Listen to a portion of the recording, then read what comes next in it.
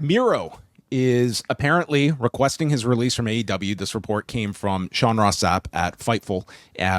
Miro has had a very odd relationship with AEW that has now gone on for 4 years. I would say there was a good first half of this relationship, and the last 2 years has been essentially non-existent. I mean, he has wrestled very, very sparingly, has not wrestled at all this year. And the interesting part is that in the Fightful report, he signed an extension around the spring of 2022 and would have, like around almost 2 years left on his contract. And this is the question, like, if you are AEW and you're paying, first of all, you're paying him all of this money, you're not getting any return on your investment. Like, do you just cut bait on a relationship that has just obviously not been to either side's benefit? Or do you believe, like, listen, what are contracts for if we're just going to cut somebody and allow them to go?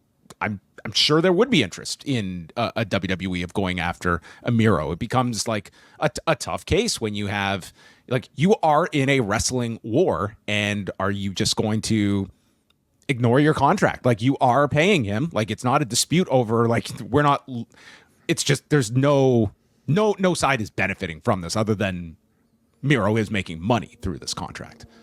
Yeah, but you can argue not appearing on TV, not being used to create, I guess,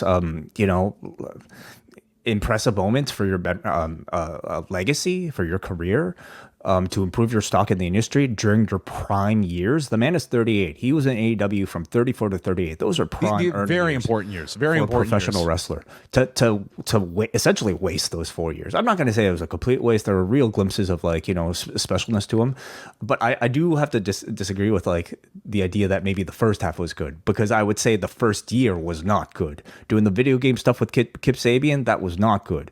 He maybe had one good year of the 4.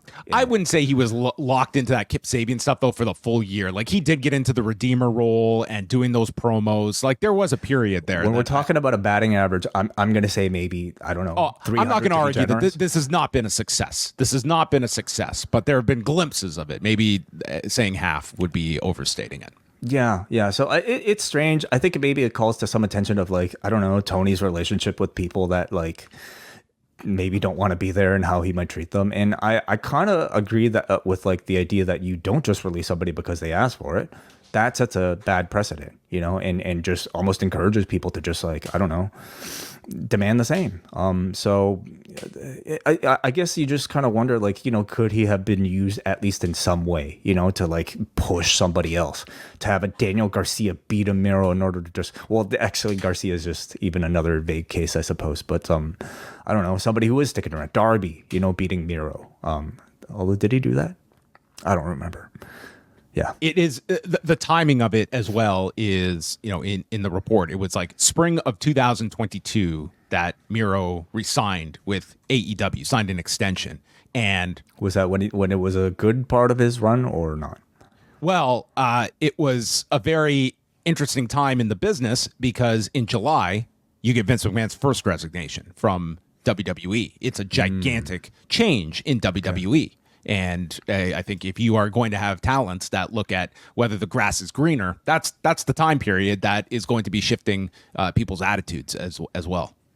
Oh, you can argue that's even more so now, seeing how good, I guess, the WWE has been doing. If you like this video, consider joining our Patreon, the Post Wrestling Cafe. Multiple bonus podcasts every week, ad-free shows, and access to our full archive. Otherwise, a like and subscribe is much appreciated. Thank you for watching.